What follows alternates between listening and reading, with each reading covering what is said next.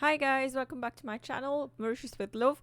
Thank you a lot for everyone who's watched the video which I posted nearly after 5 months. Like I've said in my last video, I took some time off because I had a baby. My aim was to come back after 6 months, but now she's 5 months, she's doing alright, so I thought I might as well. So today I'm going to react to the 5 reasons why you shouldn't mess with the USA. One of the reasons I chose that video is because, as we know, the US is one of the biggest and most powerful state in the world. But would you agree with that, or would you say China can be the most powerful state as well? So let's watch this video and have a look and see what it says. 90s left the United States as the sole superpower in the world, and it's never looked back. In all aspects of the world, the United States is indeed a superpower, especially when it comes to its military might, which is unsurpassable in its strength, technological superiority, operational capabilities, and power projection across the globe. In this video, we'll take a look at the 5 top reasons why you wouldn't want to go against the US military establishment. The United States Air Force is the strongest in the world, not only in the number of operational aircraft, but also in technological superiority. The country currently operates a total of over 15,000 military aircraft, combining all the branches of the military service, including the US Navy, US Army, Coast Guard, and the US Marines. As of 2017, the US Air Force alone has a fleet of over 5,300 aircraft, 406 intercontinental ballistic missiles, and 170 military satellites, greater than any other country in the That's a lot, isn't it? world. The USA has the largest number of stealth aircraft designed to be silent killers and untrackable by the radar defense systems of most countries in the world. Some of these stealth aircraft include air superiority fighters such as the F-22 Raptor and the F-35 Joint Strike Fighter, heavy bombers such as the B-2 Spirit. In fact, the United States pioneered this technology in the 1980s with the introduction of the F-117 Nighthawk stealth attack aircraft. Stealth aircraft are designed to avoid detection using a variety of technologies that reduce radar reflection from ground, sea, or air-based radar antennas, thereby reducing its radar cross-section, or RCS. This revolutionary technology allows a 5th-generation aircraft, such as the F-22 Raptor, with a max takeoff weight of 83,500 pounds, to have a radar cross-section of just 0.0001 meters squared, about the size of a bumblebee. What's more insane That is tiny, isn't it? is that the massive B-2 bomber also has the same radar cross-section as the F-22 Raptor. Thus, it becomes extremely difficult to track stealth aircraft. Even if the enemy spots them on their radar scopes, it's a whole other story to successfully track them and register a missile kill. The whole idea behind this technology is to break the chain in which a conventional surface-to-air missile defense system works. It's the same reason countries like China and Russia are also hard at developing their own stealth fighter, the Chengdu J-20 and the Sukhoi Su-57, respectively. These aircraft will allow the US Air Force to assert its air superiority over any battlefield of the future, and we all know that control of these skies is the biggest decider in any war. The next reason why any country going to war with the US military should think twice is because of the strength of the US Navy and its dominance over the world's ocean, especially the Navy's supercarriers. The US Navy currently operates 11 nuclear-powered Nimitz-class supercarriers, which is the largest aircraft carrier fleet in the world. The only navy that can come close in terms of technological advancement is probably the Royal Navy of the United Kingdom, but they only have 2 operational carriers. The Nimitz class of carriers has a displacement of over 100,000 tons and can carry a complement of up to 70 aircraft. They're literally a floating small town in the ocean with its own airport. The Nimitz class carriers in themselves are extremely potent offensive weapons, but the way they operate in what is called the carrier strike groups makes these ships even more deadly. A carrier seldom deploys alone. There are always a fleet of surface and underwater assets surrounding them and forming a strike group. These include guided missile cruisers, a destroyer squadron, attack submarines, and other support vessels. Together, they project the power of the carrier and at the center of the group forward towards the enemy.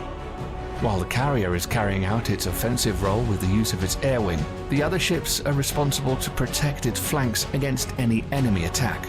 This combination of offensive and defensive strategy makes the US carrier strike group almost impenetrable. The United States There's no doubt about that, is it? Navy maintains 9 such carrier strike groups, 8 of which are based in the United States and 1 that's forward deployed to Japan. For over 50 years, this has been the principal element of US power protection, and the Nimitz class of supercarriers are at the center of it all. Despite this, the US is currently in the process of developing a new class of carriers called the Gerald R. Ford class, intended to replace the Nimitz class ships. This new supercarrier will be even more technologically advanced and is expected to continue US dominance of the oceans well into the late 21st century. The third reason why you shouldn't fight the US military is their massive stockpile of nuclear and conventional intercontinental ballistic missiles, or ICBMs. The ICBM plays the role of the land leg in the US nuclear triad, along with the Trident submarine-launched ballistic missile SLBM and nuclear warheads carried on long-range strategic bombers. ICBMs are launched from ground-based missile silos, achieving high suborbital spaceflight, approximately 1,000 miles above the surface of the Earth. The body of the missile then separates from the warhead, which re-enters the atmosphere and free falls to the assigned target at hypersonic speeds. The US military currently operates 400 ICBMs from its base in Wyoming, Montana, and North Dakota. The LGM-30G Minuteman III is the only type of ICBM that is currently operational in the US. The Minuteman III family of ICBMs were first developed in the 1960s as a response to the Soviet nuclear threat. Throughout the Cold War and beyond, these missiles have undergone constant modernization. In the last decade alone, the US military has undertaken $7 billion worth of upgrades. The rocket Wow, they've got money as well. propulsion engines, the propellants used, the guidance system, and even the flight control surfaces have all been refurbished. The upgraded missiles are completely different from its 1960s counterparts, except for the shell. These state-of-the-art improvements and Can you imagine how powerful this will be after it has been refurbished? modernization programs have kept the Minuteman III system operational for over 50 years with improved reliability that supports the missile's remarkable 99% alert rate. The latest versions of the missiles have a range of over 8,000 miles, which is greater than the diameter of the Earth at 7,917.5 miles.